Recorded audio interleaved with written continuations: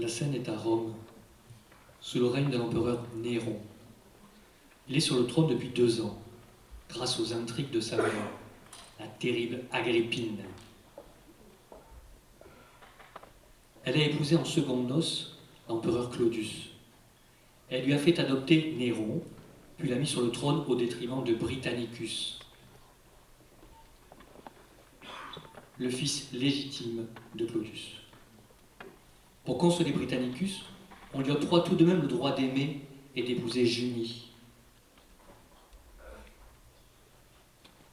Aux côtés des puissants, pour accompagner leurs intrigues, les 2 gouverneurs se positionnent. Burrus avec Néron, Narcisse avec Britannicus.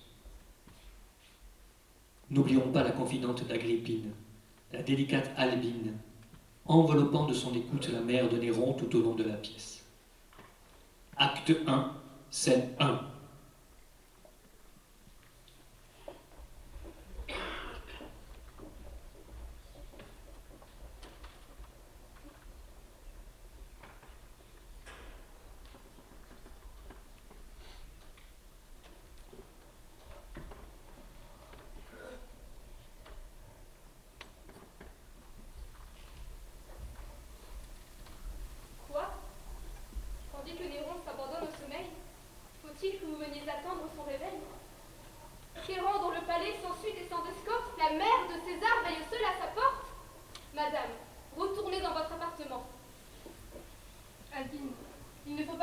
Un moment.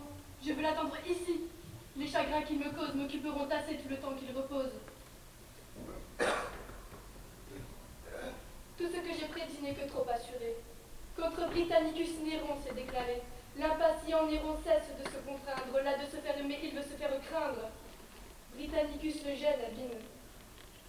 Et chaque jour, je sens que je deviens importune à mon tour. Quoi? Vous à qui Néron doit le jour qu'il respire, qu'il avait appelé de si loin à l'Empire? Vous qui, déshéritant le fils de Claudius, avez nommé César l'heureux Domitius? Tout lui parle, madame, en faveur d'Agrippine. Il vous doit son amour. Il me le doit, Albine. Tout, s'il est généreux, lui prescrit cette loi. Mais tout, s'il est ingrat, lui parle contre moi. S'il est ingrat, madame, toute sa conduite marque dans son devoir une âme trop instruite. Depuis 3 ans entiers, qu'a-t-il dit, qu'a-t-il fait qui ne promette à Rome un empereur parfait? Rome, depuis 2 ans, par ses soins gouvernés, autant de ses consuls croient être retournés. Il la gouverne en père, enfin, Néron naissant, à toutes les vertus d'Auguste vieillissant. Non, non, mon intérêt ne me rend point injuste. Il commence, il est vrai, par au finit Auguste, mais craint que l'avenir détruisant le passé, il ne finisse ainsi qu'Auguste a commencé. Il se déguise en vain.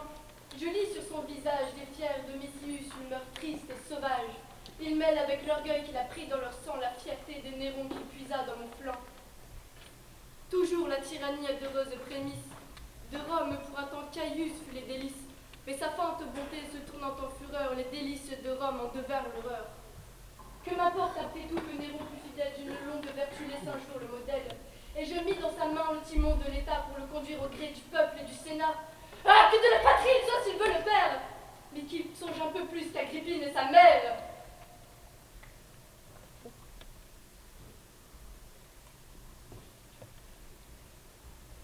De quel nom, cependant, pouvons-nous appeler l'attentat que le jour vient de nous révéler? Il sait, car leur amour ne peut être ignoré, que de Britannicus Junie est adoré. Et ce même Néron que la vertu conduit fait enlever Junie au milieu de la nuit? Que veut-il? Est-ce haine? Est-ce amour qui l'inspire? Cherche-t-il seulement le plaisir de leur nuire? Ou plutôt, n'est-ce point que sa malignité punit sur eux l'appui que je leur ai prêté? Pour leur appui, madame? Arrête, chère Albine! Je sais que j'ai moi seule avancé leur ruine. Néron jouit de tout. Et moi, pour récompense, il faut qu'entre eux et lui, je tienne la balance, afin que quelques jours, par une même loi, Britannicus la tienne entre mon fils et moi. Quel dessein? Je m'assure un port dans la tempête. L'héros m'échappera si ce frein ne l'arrête. Mais prendre contre un fils tant de soins superflus? Je le craindrai bientôt s'il ne me craignait plus. Une injuste frayeur vous alarme peut-être. Mais si Néron pour vous n'est plus ce qu'il doit être, du moins son changement ne vient pas jusqu'à nous. Et ce sont des secrets entre César et vous. Quelques titres nouveaux que Rome lui défère, Néron ne reçoit point qu'il ne donne à sa mère. Sa prodigue amitié ne se réserve rien. Votre nom est en Rome aussi saint que le sien. À peine parle-t-on de la triste Octavie. Quels effets voulez-vous de sa reconnaissance? Un peu moins de respect et plus de confiance. Tous ces présents, Albine, irritent mon dépit. Je vois mes honneurs croître et tomber mon crédit. Si de ce soupçon votre âme est prévenue, pourquoi nourrissez-vous le venin qui vous tue? Daignez avec César vous éclaircir du moins. César ne me voit plus, Albine, sans témoin. En public, à mon heure, on me donne audience. Sa réponse est dictée, et même son silence. J'entends du bruit, on ouvre. Allons subitement lui demander raison de cet enlèvement. La mère de l'empereur Néron, Agrippine, vient donc d'essuyer un refus. Elle a attendu humiliée à la porte de la chambre de son fils, qui ne s'est jamais ouverte. Elle ira s'en plaindre à Burrus, le sage conseiller de Néron. Burrus justifie alors l'acte de Néron. Il faut qu'il grandisse et sorte des jupes de sa mère, même si cela passe par l'enlèvement de Junie, au beau milieu de la nuit. Contre toute attente, Agrippine se tourne alors vers Britannicus, le fils lésé. Britannicus est conseillé quant à lui par Narcisse. Celui-ci pousse Britannicus à se rebeller enfin et à tout faire pour récupérer Junie. Mais ce conseiller est-il bien sincère? Acte 2. Pallas de cet conseil empoisonne ma mère. C'en est trop. Pour la dernière fois, qu'il s'éloigne et qu'il parte. Je le veux, je l'ordonne. Allez, cet ordre rapporte au salut de l'Empire. Vous, Narcisse, approchez. Et vous, qu'on se retire.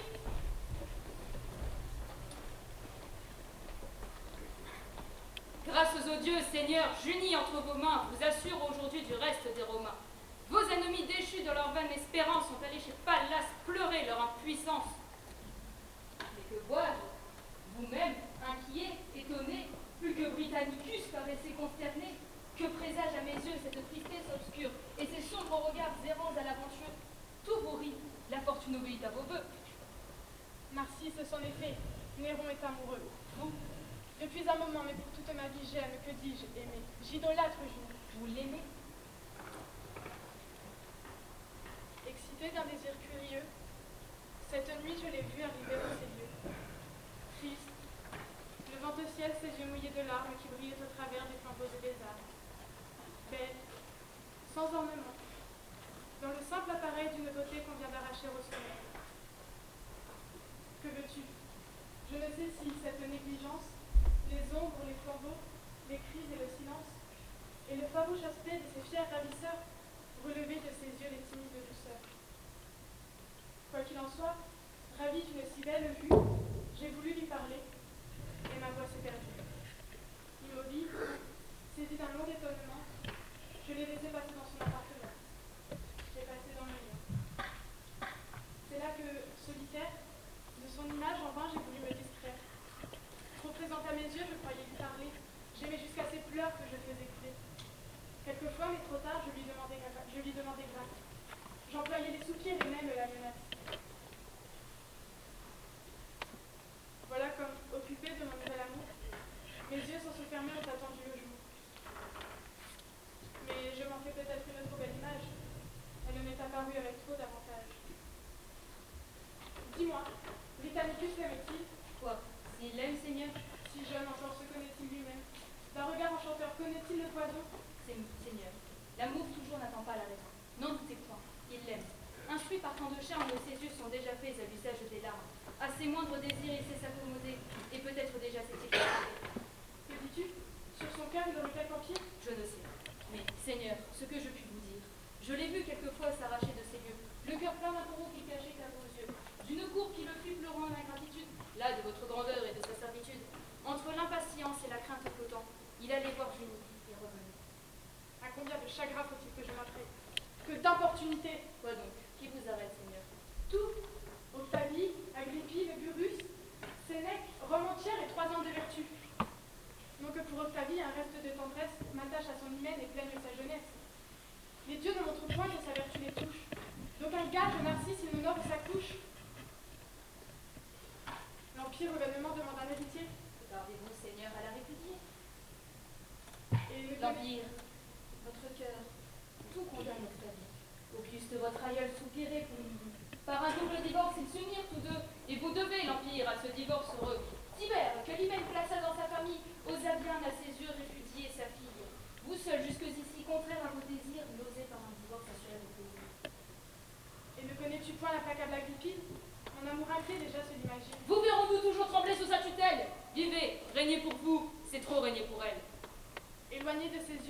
J'ordonne, je menace, j'écoute vos conseils, j'ose les approuver. Je m'excite contre elle et tâche à la braver. Mais je t'expose ici, mon âme soutenue. Sitôt que mon malheur me ramène à sa vue, soit que je n'ose encore démentir le pouvoir de ses yeux où j'ai lu si longtemps mon devoir, soit qu'à temps de bienfait, ma mémoire fidèle lui soumette en secret tout ce que je tiens d'elle. Mais enfin, mes efforts ne me servent de rien. Mon génie étonné tremble devant le sien. Et c'est pour m'affranchir de cette dépendance que partout je la fuis, que même je l'offense, et que de temps en temps j'irrite ses envies, afin qu'elle m'évite autant que je la fuis. Mais je tarde trop. Retire-toi, Narcisse. Britannicus pourrait t'accuser d'artifice. Non, non, Britannicus, un bon homme à toi.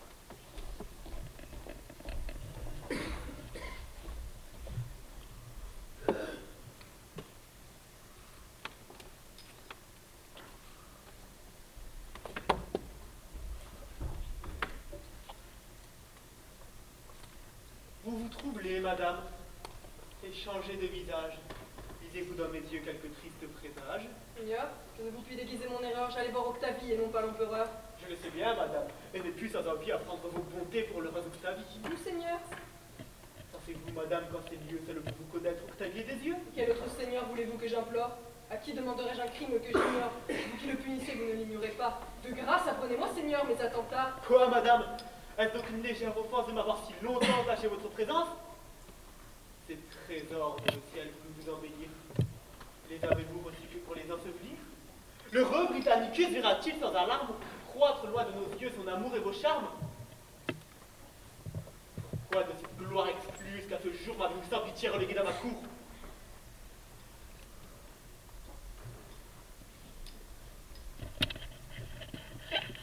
On dit plus. Vous souffrez sans en être offensé, qu'il vous ose, madame, expliquer sa pensée. Car je ne croirais point qu'il semble contenter. La sévère Eugénie ait voulu le flatter, n'y ait consenti d'aimer et d'être aimé, sans que j'en sois averti, que par la renommée. Je ne vous nierai point, Seigneur, que ces soupirs m'ont béni quelquefois expliquer ses désirs. Il n'a point détourné ses regards d'une fille, seul reste du débris d'une illustre famille. Peut-être il se souvient qu'en un temps plus heureux, son père en honora pour l'objet de ses vœux. Il m'aime, il obéit à l'empereur son père. Et j'ose dire encore à vous, à votre mère, vos désirs sont toujours si conformes aux siens. Ma mère a ses desseins, madame, et j'ai les miens. Ne parlons plus ici de Claude et d'Agrippine. Ce n'est point par leur choix que je me détermine. C'est à moi seul, madame, à répondre de vous. Et je veux de ma mère vous choisir d'année. Ah, Seigneur, songez-vous que toute autre alliance fera honte au César, auteur de ma naissance? Non, madame, l'époux dont je vous entretiens peut sans honte assembler vos aïeux et les siens. Vous pouvez sans rougir consentir à sa flamme. Quel est donc, Seigneur, cet époux? Moi, madame. Vous? Je vous nommerai un autre nom si j'en avais quelque autre au-dessus de Néron. Oui, pour vous faire un choix où vous puissiez souscrire, j'ai parcouru des yeux la cour, Rome et l'Empire. J'ai cherché, madame, et plus je cherche encore en quelle main je dois confier ce trésor, plus je vois que César est digne seul de vous plaire. Ça doit être lui seul l'heureux dépositaire, et ne peut dignement vous confier qu'aux mains à qui Rome a commis l'empire des humains. Vous-même consultez vos premières années. Claudius à son fils les avait destinés, mais c'était dans un temps où de l'empire entier, il croyait le nommer quelque jour l'héritier. Les dieux ont prononcé, loin de leur contredire, c'est à vous de passer du côté de l'empire. En vain de ce présent, il m'aurait honoré si votre cœur devait en être séparé, si tant de soins ne sont adoucis par vos charmes, si tandis que je donne aux veilles, aux alarmes, des jours toujours à plaindre, toujours enviés.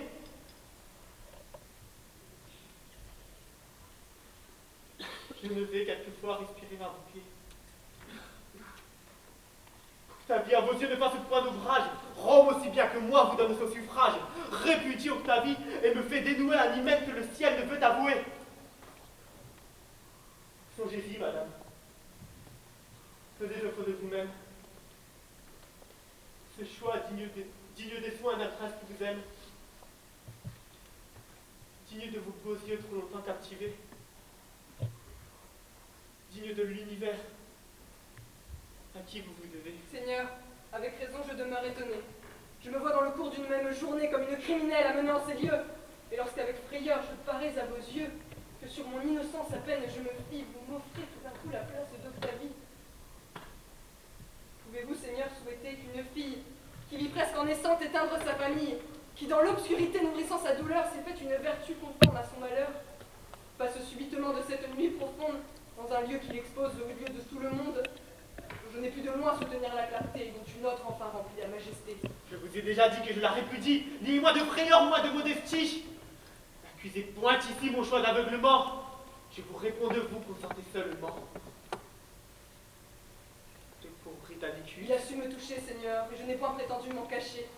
J'aime Britannicus, je lui fus destiné quand l'Empire devait suivre son hyménée. C'est même malheurs qui l'en ont écarté. Ses honneurs abolis, son palais déserté, et la fuite d'une cour que sa chute a bannie. C'est autant de liens qui retiennent Junie. Tout ce que vous voyez conspire à vos désirs. Vos jours toujours sereins coulent dans les plaisirs. L'Empire en est pour vous l'inépuisable source, ou si quelque chagrin en interrompt la course.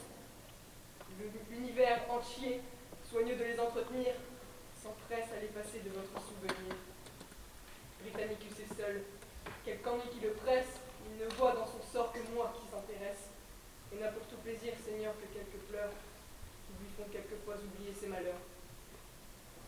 Sont ces pleurs et ces plaisirs que j'entends, que tout que lui me paierait de sa vie. Mais je garde à ce prince un traitement plus doux. Madame, il va bientôt paraître devant vous. Ah, Seigneur, vos vertus m'ont toujours assuré.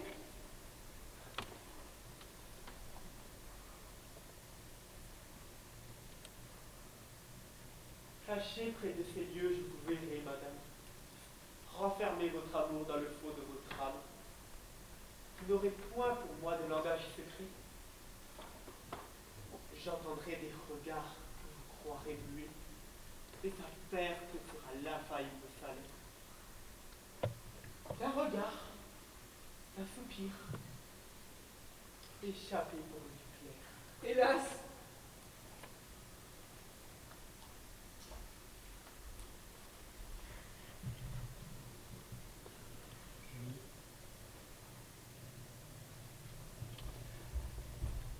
Junie est désespérée. Dans une scène de perversion extrême, Junie devra, contrainte et forcée, dire à Britannicus qu'elle ne l'aime plus, alors même que Néron les observe, cachés, près de ces lieux, derrière un rideau. Le cruel Néron et le fourbe Narcisse triomphent. Pyrrhus tente ensuite de raisonner l'empereur, mais Néron commence à s'affirmer, à s'émanciper même. On comprend que le rapt de Junie est une façon de se libérer de l'emprise de sa mère Agrippine. Le sage conseiller Burrus a un mauvais pressentiment. Acte 3.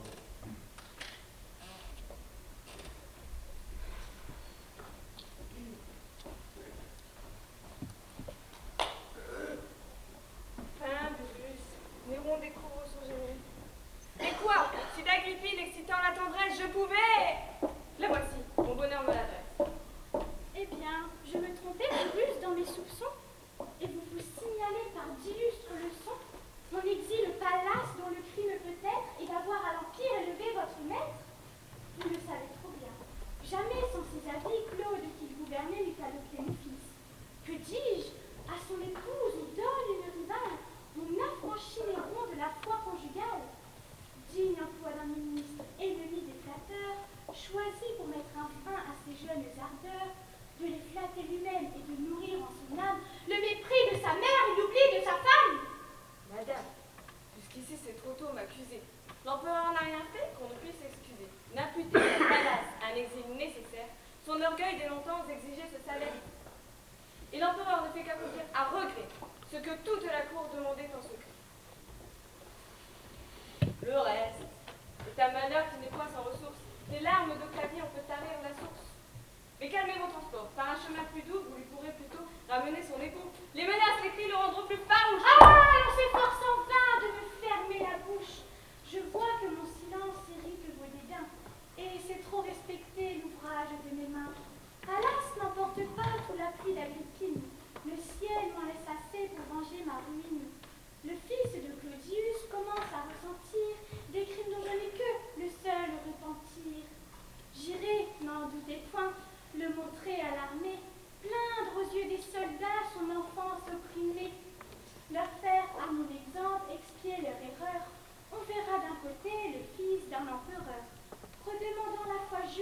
sa famille, et de Germanicus, on entendra la fin.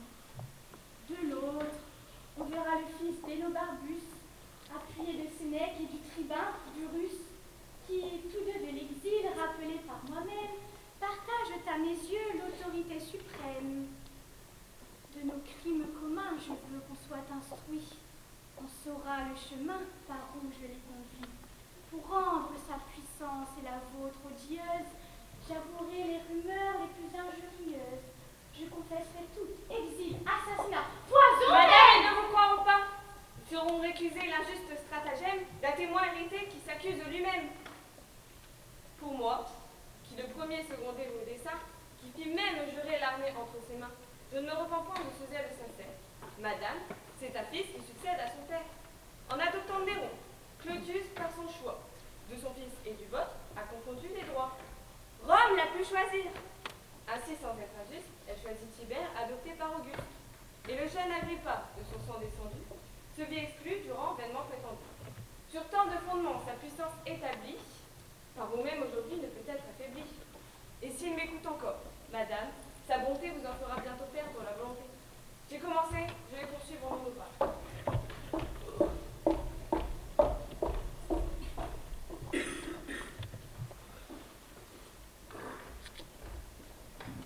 Retirez-vous, Seigneur.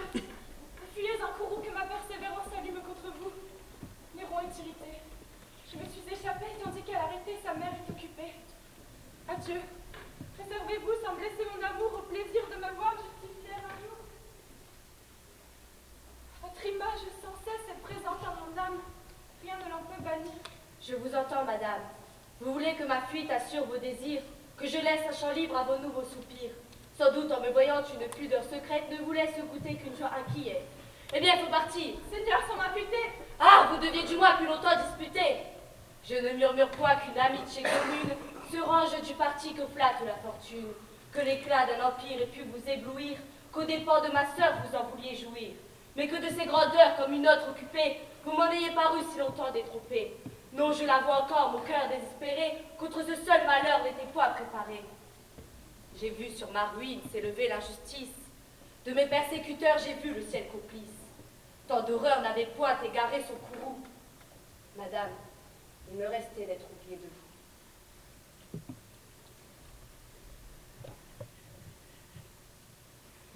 Dans un temps plus heureux, ma juste impatience vous ferait repentir de votre défiance.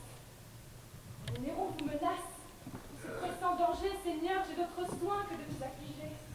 Allez, rassurez-vous et cessez de vous plaindre. Néron nous écoutait et m'ordonnait de feindre. Quoi, les cruels? Témoin de tout notre entretien. D'un visage sévère, examinez le mien. Prêt à faire sur vous éclater la vengeance d'un geste confident de notre intelligence. Néron nous écoutait, madame, mais hélas, vos yeux auraient pu feindre et ne m'abusez pas. Il pouvait me nommer l'auteur de cet outrage. L'amour est-il muet, n'a-t-il qu'un langage? De quel trouble un regard pouvait me préserver? Il fallait me taire et vous sauver. Combien de fois, hélas, puisqu'il faut vous le dire, mon cœur de son désordre allait-il vous instruire? De combien de soupirs interrompant le cours ai-je évité vos yeux que je cherchais toujours? Quel tourment de se taire en voyant ce qu'on aime, de l'entendre gémir, de l'affliger soi-même lorsque par un regard on peut le consoler. Mais quelle pleurs ce regard aurait-il fait couler? Ah, dans ce souvenir, inquiète, troublée, je ne me sentais pas assez dissimulée. De mon front effrayé, je craignais la pâleur. Je trouvais mes regards trop pleins de ma douleur. Sans cesse, il me semblait que Néron en colère me venait reprocher trop de soin de vous plaire. Je craignais mon amour vainement enfermé. Enfin, j'aurais voulu n'avoir jamais aimé. Hélas, son bonheur, Seigneur, est pour le nôtre. Il n'est que trop instruit de mon cœur et du vôtre. Allez encore un coup, cachez-vous à ses yeux. Mon cœur plus à loisir vous éclaircira mieux. De mille autres secrets, j'aurais compte à vous rendre. Ah, ne voilà que trop. C'est trop me faire entendre. Madame, mon bonheur, mon cri, vos bontés. Et savez-vous pour moi tout ce que vous quittez? Quand pourrais-je à vos pieds expier ce reproche? Que faites-vous? Hélas, votre rival s'approche. Que faites-vous, hélas? Votre rival s'approche. Prince, continuez des transports si charmants. Je conçois vos bontés par ces remerciements. Madame, à vos genoux, je viens de le surprendre. Mais il aurait aussi quelque grâce à me rendre. Ce lieu le favorise et je vous y retiens. faciliter de si doux entretiens. Je puis mettre à ses pieds ma douleur ou ma joie, partout où sa bonté consent que je la vois. Et l'aspect de ces lieux où vous la retenez n'a rien dont mes regards doivent être étonnés. Et que vous montre-t-il qu'ils ne vous avertissent, qu'il faut qu'on me respecte et que l'on m'obéisse? Ils ne nous ont pas vu l'un et l'autre élevés. Moi pour vous obéir et vous pour me braver. Et ne s'attendaient pas lorsqu'ils nous virent naître qu'un jour Domitius où tu parlais grand maître. Ainsi par le destin nos voeux sont traversés. J'obéissais alors, et vous obéissez. Et si vous n'avez pas appris à vous laisser conduire, vous êtes jeune encore, et l'on peut vous instruire. Et qui m'en instruira? Tout l'Empire à la fois, Rome. Rome mettez au nom de vos droits tout ce qu'a de cruel l'injustice et la force, les emprisonnements, le rapt et le divorce. Rome ne porte point ses regards curieux, jusque dans le secret que je cache à ses yeux. Imitez son respect. On sait ce qu'elle en pense. Elle se tait du moins, imitez son silence. Ainsi Néron commence à ne se plus forcer. Néron de vos discours commence à se lasser. Chacun devait bénir le bonheur de son règne. Heureuse ou malheureux, il suffit qu'on me craigne. Je connais mal Junie, où de tels sentiments ne mériteront pas ces applaudissements. Du moins, je ne sais le secret de Luplaire, je sais tout l'art de punir un rival téméraire. Pour moi, quelque péril qui me puisse accabler, sa seule inimitié peut me faire trembler. Souhaitez-la, c'est tout ce que je puis vous dire.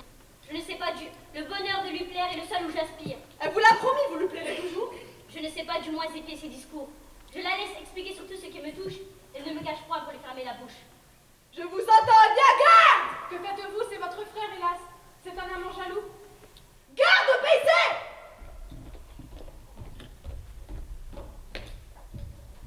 Néron poursuit son terrible dessein. Après avoir ordonné l'arrestation de Britannicus, Néron annonce celle d'Agrippine, sa propre mère.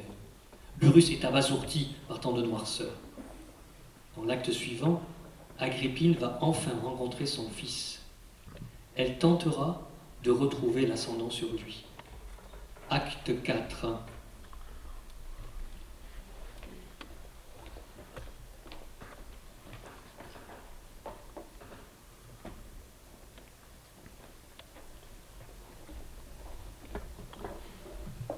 Approchez-vous, Néron, et prenez votre place.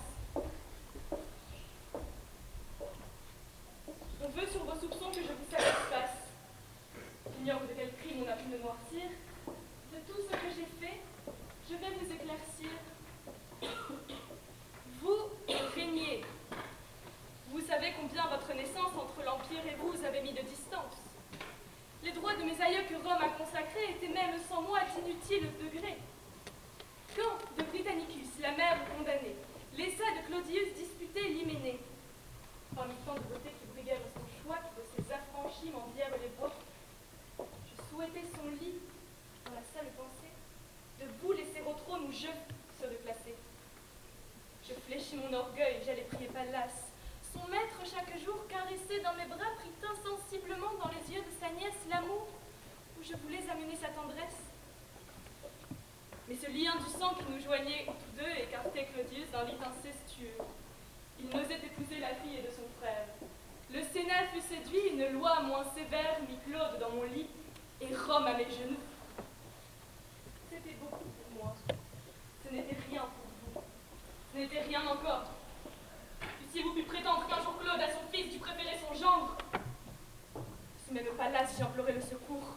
Claude vous adopta, vaincu par ses discours, vous appela Néron, et du pouvoir suprême, voulut avant le temps de faire part lui-même. Je fis plus.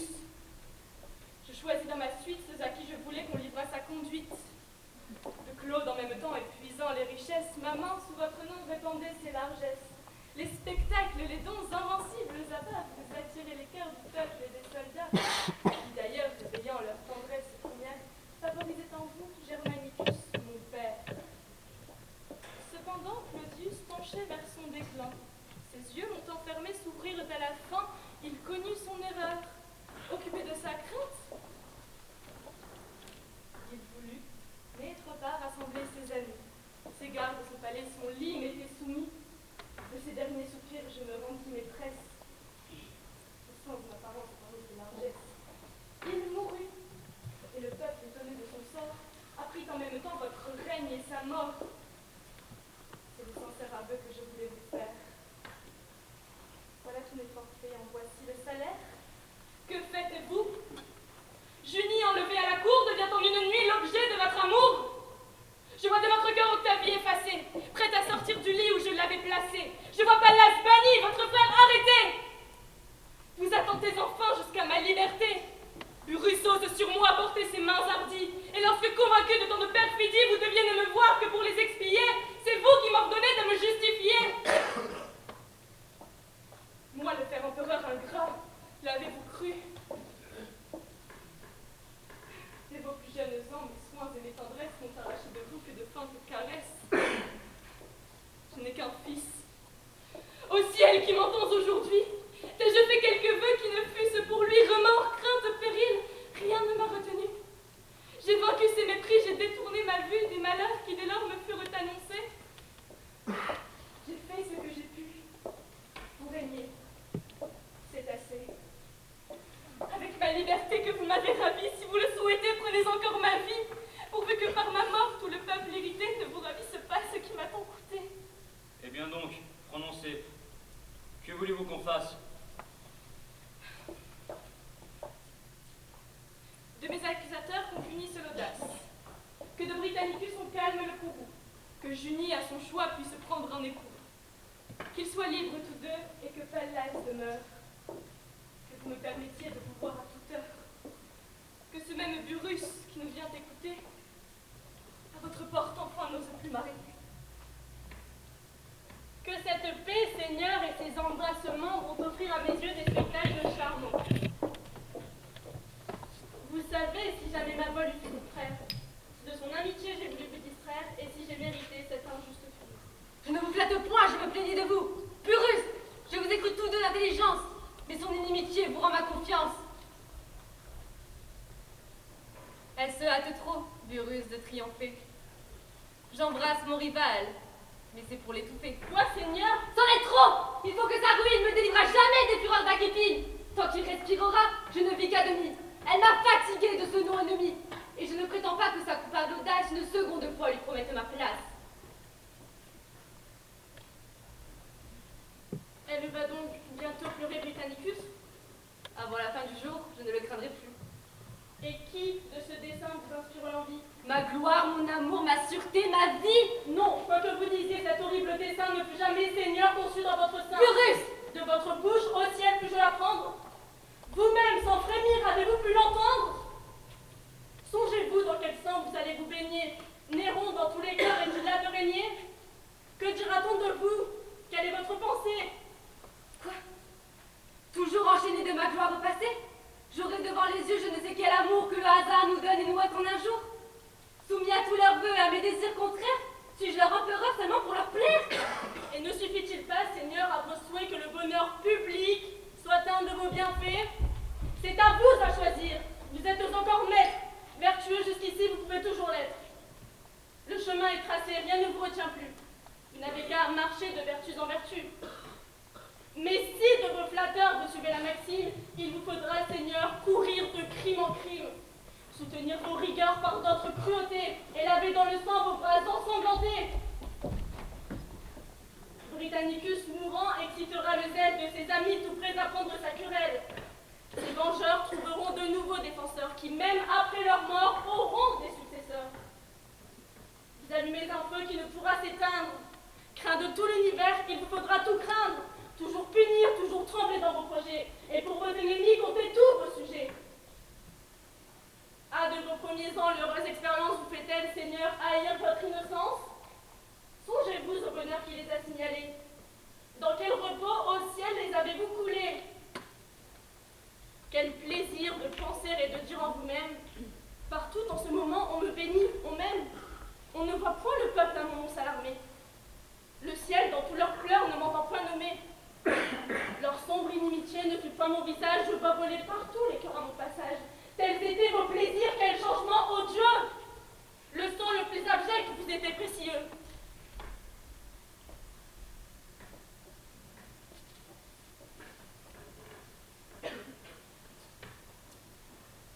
Un jour, il se souvient, le Sénat équitable vous pressait de souscrire à la mort d'un coupable. Vous résistiez, Seigneur, à leur sévérité. Votre cœur s'accusait de trop de cruauté. Et plaignant les malheurs attachés à l'Empire, je voudrais, disiez-vous, ne savoir pas écrire.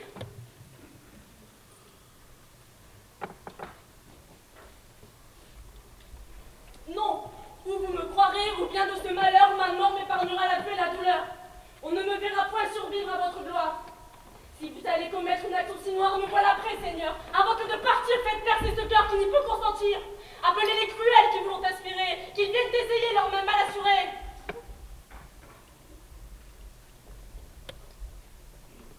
Mais je vois que mes pleurs touchent mon empereur. Je vois que sa vertu frémit de la fureur. Ne perdez point de temps. Nommez-moi les perfides qui vous osent donner ces conseils parricides. Appelez votre frère, lié dans ses bras. Que demandez-vous? Non, il ne vous est pas, Seigneur. On le trahit. Je sais son innocence. Je vous réponds pour lui de son obéissance. J'y cours. Je vais presser un entretien si doux dans mon appartement qui m'attend avec vous.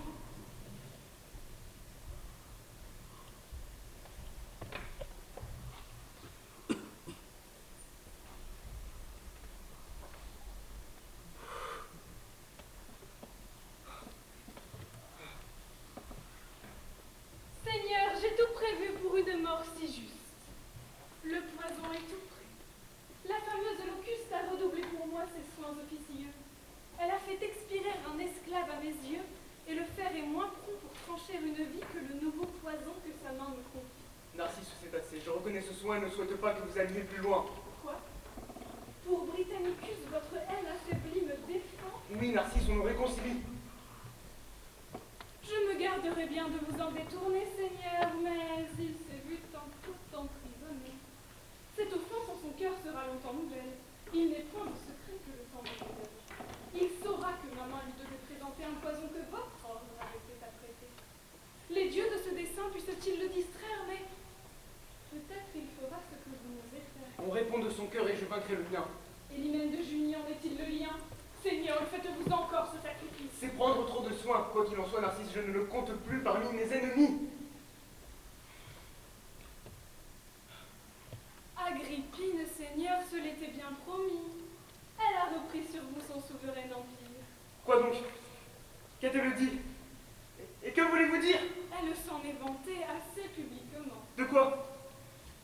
Qu'elle n'avait qu'à vous voir un moment. Qu'à tout ce grand éclat, à ce courroux funeste, on verrait succéder un silence modeste. Que vous-même à la paix souscriviez le premier heureux que sa bonté daigna tout oublier. Mais dis-moi, Narcisse, que veux-tu que je fasse? Je n'ai que trop de pente à punir son audace. Et si je m'en croyais, ce triomphe indiscret serait bientôt suivi d'un éternel regret. Et de tout l'univers, quel sera le langage? Sur les pas des tyrans, veux-tu que je m'engage? Et que Rome, effaçant tant de titres d'honneur, me laisse pour tout nom celui d'empoisonneur? Ils mettront ma vengeance au rang des parricides. Prenez-vous, Seigneur, leur caprice pour guide. Avez-vous prétendu qu'ils se tairaient toujours? Est-ce à vous de prêter l'oreille à leur discours? De vos propres désirs perdriez-vous la mémoire, et serez-vous le seul que vous n'oserez croire? Mais, Seigneur, les Romains ne vous sont point connus, non? Non, dans leurs discours, ils sont plus retenus. Tant de précautions affaiblit votre règne, ils croiront en effet mériter qu'on les craigne. Au jour depuis longtemps, ils se sont façonnés, ils adorent la main qui vous tient cachée. Vous les verrez toujours ardentes à vous complaire. Leur prompte servitude a fatigué Tibère. Moi-même, revêtu d'un pouvoir emprunté que je reçus de Claude avec la liberté, j'ai 100 fois dans le cours de ma gloire passée tenté leur patience et ne les point lassé. D'un empoisonnement, vous craignez la noirceur, faites périr le frère, abandonnez la sœur. Rome, sur ses autels prodiguant les victimes, fussent-ils innocents, leur trouvera des crimes. Vous verrez mettre au rang des choses infortunées, ceux où jadis la sœur et le frère sont nés. Narcisse, encore un coup, je ne pus le prendre. J'ai promis à Burrus, il a fallu me rendre. Je ne vais point encore, lui manquant de foi, donner à sa vertu des armes contre moi. J'oppose à ses raisons un courage inutile. Je ne l'écoute point avec un cœur tranquille. Burrus ne pense pas, Seigneur, tout ce qu'il dit. Son adroite vertu ménage son crédit. Ou plutôt, ils n'ont tous qu'une même pensée. Ils verraient par ce coup leur puissance abaissée. Vous seriez libre alors, Seigneur. Et devant vous, ces maîtres orgueilleux fléchiraient comme lui. Que donc? Ignorez-vous tout ce qu'ils osent dire? Néron, s'ils s'en sont crus, n'est point né pour l'Empire. Il ne dit, il ne fait que ce qu'on lui prescrit. Burrus conduit son cœur.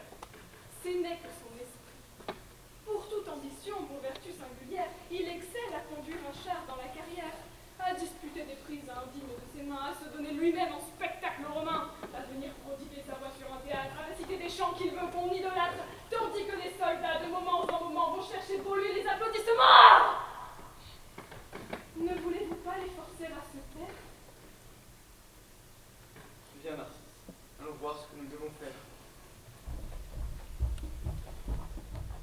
Néron a donc enfin son retournement. Narcisse s'enfonce dans la fourberie. Britannicus doit être empoisonné. Néron a juste hésité un instant. Narcisse est arrivé à le convaincre. Acte final. Oui, madame. Néron, qu'il aurait pu penser dans son appartement m'attend pour l'embrasser. Il y fait de sa cour habiter la jeunesse.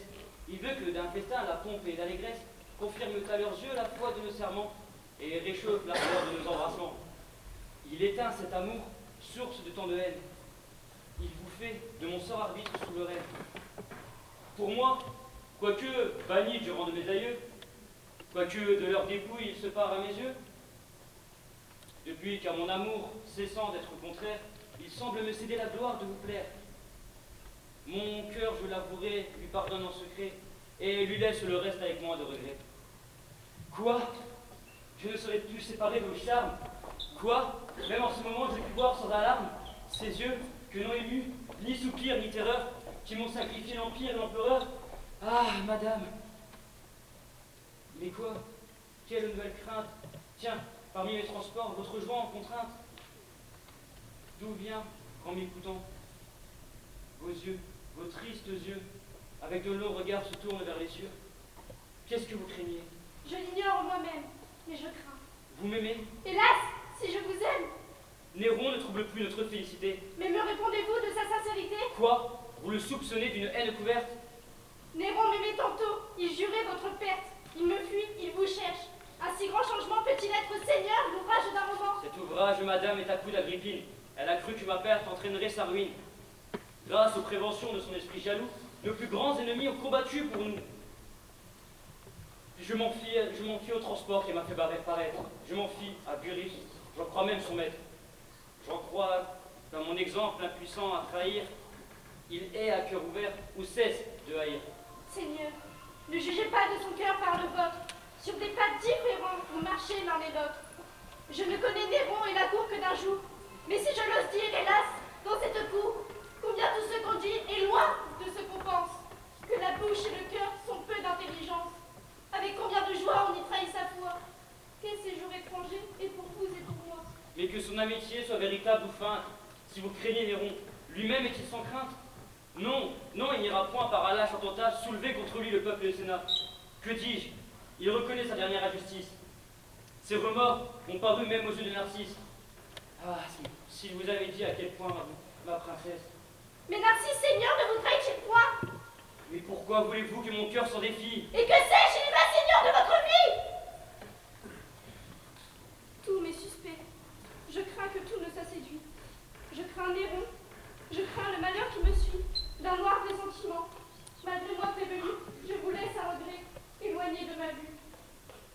Hélas, si cette paix dont vous vous repaissez couvrait contre vos jours quelques pièges dressés, si Néron, irrité de notre intelligence, avait choisi la nuit pour cacher sa vengeance, s'il préparait ses coups, tandis que je vous vois, et si je vous parlais pour la dernière fois, Vous pleurez? Ah, ma chère princesse. Et pour moi, jusque-là, votre cœur s'intéresse. Quoi? En ce jour où, plein de sa grandeur, Néron croit éblouir vos yeux de sa splendeur? Dans des lieux où chacun me fuit et le révère, aux pompes de sa cour préférée, ma misère. Quoi? Dans ce même jour, dans ces mêmes lieux, refuser l'empire et pleurer à mes yeux? Mais madame, arrêtez ces précieuses larmes. Mon retour va bientôt dissiper vos alarmes. Je me rendrai suspect par un plus long séjour. Adieu, je vais le cœur tout plein de mon amour. Nombre au milieu des transports d'une aveugle jeunesse, de voir notre ténèbre qui m'appelle princesse. On m'attend, madame. Il faut partir. Prince, mais du moins attendez qu'on vous vienne avertir. Nous sommes au milieu de l'acte 5. Britannicus vient de voir Junie pour la dernière fois. Il pense sincèrement que Néron les laissera tranquilles. Quelle naïveté. Junie, quant à elle, a un mauvais pressentiment. Agrippine reste confiante après la grande entrevue avec son fils. Elle est persuadée d'avoir encore du crédit auprès de lui. Elle a sous-estimé l'influence noire de Narcisse et entend rassurer Junie, jusqu'au moment où Burrus vient annoncer la nouvelle de l'empoisonnement de Britannicus. Agrippine, désespérée, comprend que Néron lui a menti avec l'aide de Narcisse. Elle maudit son fils et comprend qu'il est devenu sous ses yeux un monstre tyrannique. Mais laissons le mot de la fin à la touchante Albine. C'est elle qui accompagne fidèlement Agrippine.